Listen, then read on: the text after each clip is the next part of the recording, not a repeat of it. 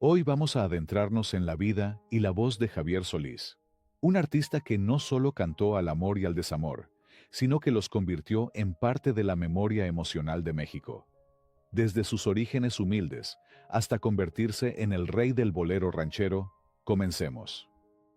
Antes de ser Javier Solís, fue Gabriel Siria Levario, un nombre largo para una vida que apenas empezaba y ya traía hambre de destino. Nació en la Ciudad de México el 4 de septiembre de 1931, en una familia de origen humilde. Su padre era panadero y su madre comerciante. La historia suena sencilla, pero ahí está la primera clave. Javier no salió de una cuna de aplausos, salió de una casa donde se trabajaba para comer, y donde el talento era una urgencia, no un lujo. Su biografía está rodeada por un misterio popular que lo volvió leyenda. Durante años se dijo que era de Nogales, Sonora, y de ahí nació el apodo de El Yaqui Romántico. Pero las fuentes biográficas formales lo ubican como capitalino. Ese detalle, que parece pequeño, dice mucho de cómo se construyen los mitos. A veces el público necesita ponerle un origen épico al ídolo para que la historia se sienta aún más grande. No fue un niño de conservatorio. Fue un niño de barrio y de oficios. En su juventud trabajó en empleos comunes. Se menciona, por ejemplo, su paso por una carnicería en la colonia Condesa. Y mientras tanto, empezaba a cantar donde se podía, en noches largas, en lugares humildes, buscando una oportunidad como quien busca aire. Y hay una frase que lo retrata con crudeza y poesía. Él mismo llegó a decir que su vocación artística se inició por hambre. La verdad desnuda de un artista naciendo desde abajo. Una de las postales más poderosas de su origen es Plaza Garibaldi. Antes de ser el rey del bolero ranchero, cantaba ahí por las noches, en el mundo real, frente a mariachis, frente a mesas y miradas que no perdonan. Garibaldi no era un escenario, era un examen, y Javier lo pasó a puro carácter, afinando su estilo a golpes de público, aprendiendo a dominar el silencio antes del aplauso. Javier no nació solista. Se fogueó en dúos y tríos. En sus primeros pasos se menciona su paso por agrupaciones como el Dúo Guadalajara, y luego un trío que cambió de nombre con el tiempo. Esto es clave, porque explica algo que después sería su marca: el fraseo, la forma de colocar la voz como si estuviera conversando. Eso se aprende cantando en formatos donde tienes que sostener la emoción sin gritarla. Su ruta de ascenso tuvo paradas míticas. Lugares como El Tenampa y otros restaurantes tradicionales donde se presentaban mariachis. Ahí cantó acompañado por conjuntos como el Mariachi América, en una época en que ganarte un espacio significaba tener disciplina y aguantar la jornada completa. Cantar, repetir, sonreír aunque doliera, y volver a cantar. En esos sitios se sobrevivía, y el que sobrevivía crecía. Su nombre artístico no fue inmediato ni obvio. Hay versiones distintas sobre cómo dejó de ser Gabriel Siria y se convirtió en Javier Solís, y algunas historias cuentan que primero usó el nombre de Javier Luquín, antes de adoptar el definitivo. La audición que le cambió la vida llegó cuando por fin alguien con poder en la industria lo escuchó y le abrió la puerta. A fines de 1955 se le hizo un contrato para grabar un primer sencillo, con temas como ¿Qué te importa? ¿Y por qué negar? Ese momento es clave, porque Javier venía de cantar con la garganta y el alma, pero ahora tenía que hacerlo frente a micrófono, con disciplina de estudio, sin ambiente que lo sostuviera. Y aún así, funcionó. El público del interior del país respondió, y eso terminó por consolidarlo en la disquera.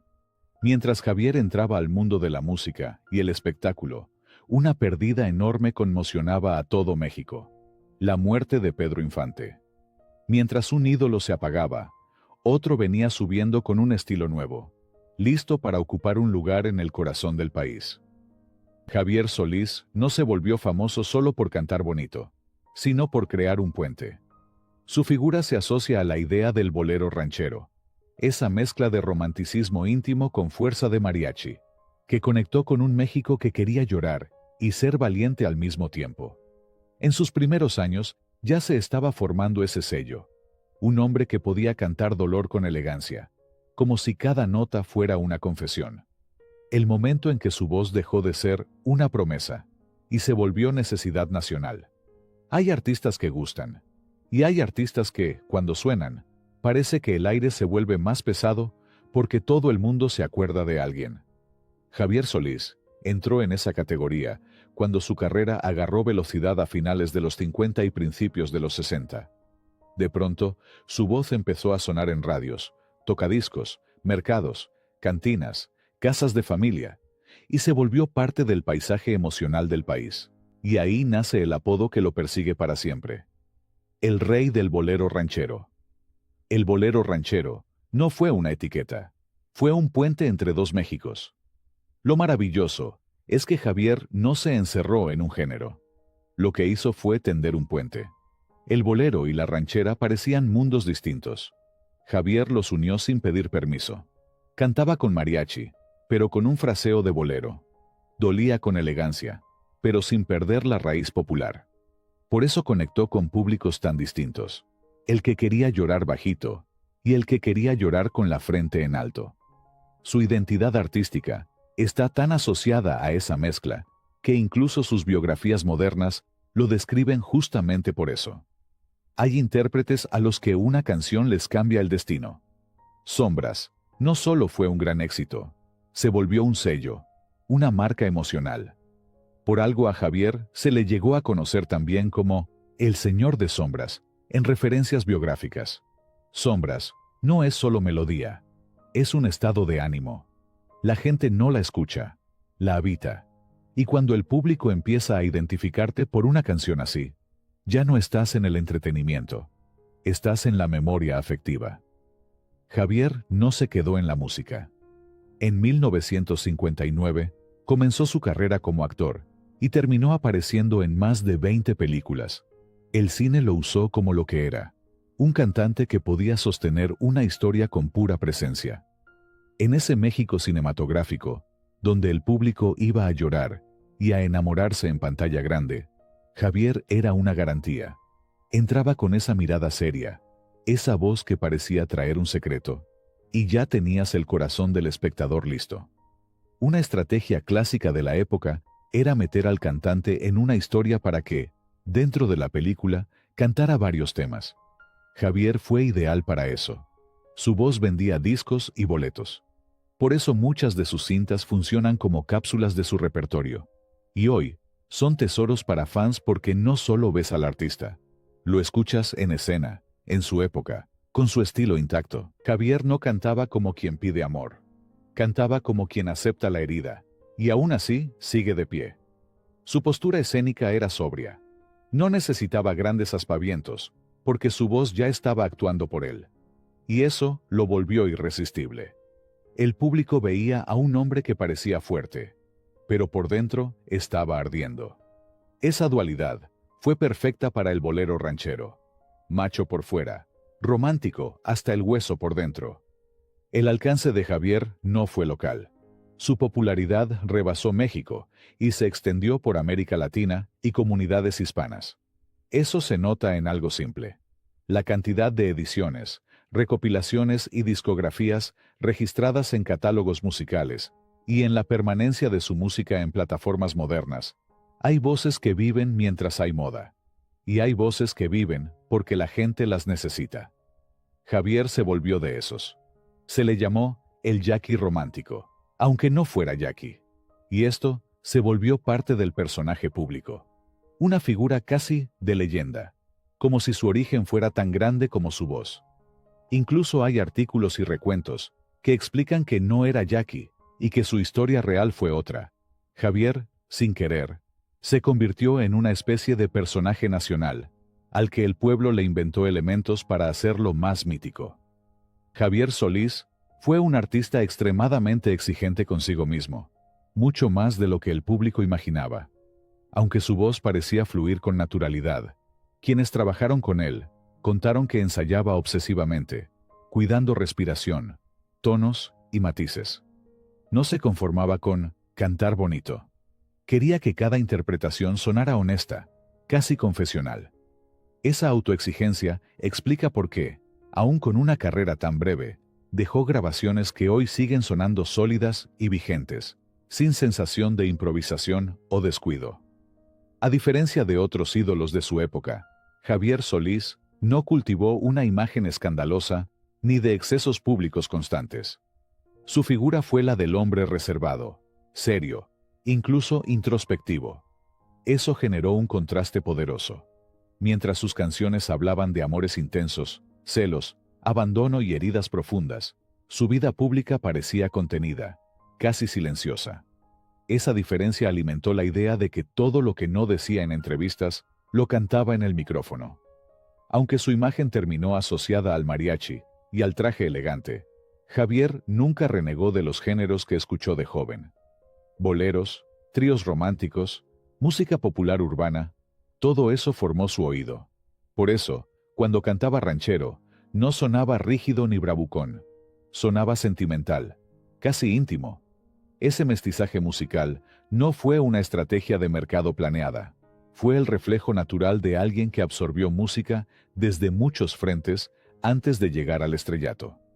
En el cine, Javier Solís rara vez interpretó personajes completamente felices. Sus papeles casi siempre cargaban una sombra. Hombres marcados por el pasado, por un amor imposible, por la culpa o por la fatalidad. Esa elección, consciente o no, reforzó su imagen pública. El espectador no solo lo escuchaba cantar, lo veía sufrir con dignidad, lo que fortaleció el vínculo emocional entre artista y público. Javier no fue un compositor prolífico, pero tenía un criterio muy fino para elegir canciones. Sabía identificar letras que encajaban con su personalidad vocal y emocional. Muchas de las canciones que hoy se consideran clásicos en su voz no fueron escritas para él originalmente, pero al interpretarlas, las volvió definitivas.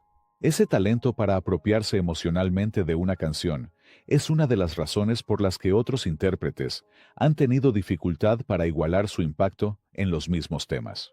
Su relación con el público femenino fue intensa, pero no basada únicamente en el galán tradicional.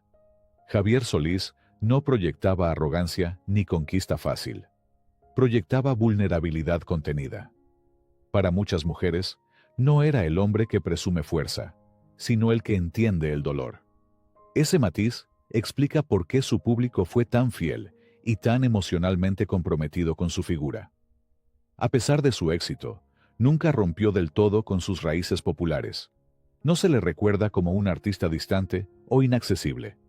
Existen numerosos testimonios de gente que lo trató en contextos cotidianos y lo describió como educado, sencillo y respetuoso. Esa cercanía real reforzó la imagen del ídolo humano, alguien que triunfó sin despegar los pies del suelo, al menos en el trato personal.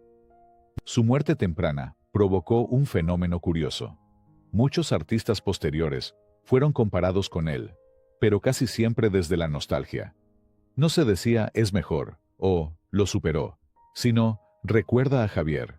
Eso habla de un lugar simbólico muy particular. Javier Solís no fue solo una referencia técnica, fue una emoción irrepetible. Y las emociones no se sustituyen, solo se evocan. Con el paso del tiempo, su figura se volvió intergeneracional. Personas que no lo vieron en vida, lo conocieron a través de discos heredados, películas transmitidas en televisión abierta y canciones escuchadas en casa. Así, Javier dejó de ser solo un ídolo de su época para convertirse en una presencia familiar, casi doméstica, que acompañó a varias generaciones sin necesidad de promoción activa. Su corta vida alimentó inevitablemente la pregunta del ¿qué hubiera pasado si? ¿Habría evolucionado hacia otros géneros? ¿Habría cambiado su estilo? ¿Habría envejecido con su voz intacta? Esa incógnita permanente es parte de su mito. Al morir joven, no tuvo etapa de decadencia artística ni desgaste mediático. Se quedó congelado en plenitud, y eso lo volvió eterno. Javier Solís murió en 1966, con solo 34 años de edad en la Ciudad de México. El tema de su muerte tiene versiones y mitos, pero lo más citado en fuentes periodísticas es que venía de una cirugía de vesícula. Entre las historias más repetidas está la del vaso de agua, después de la operación, como una imprudencia. Se ha contado muchas veces en notas y recuentos sobre su muerte, justamente porque suena a tragedia de película. Algo pequeño, que termina con algo enorme.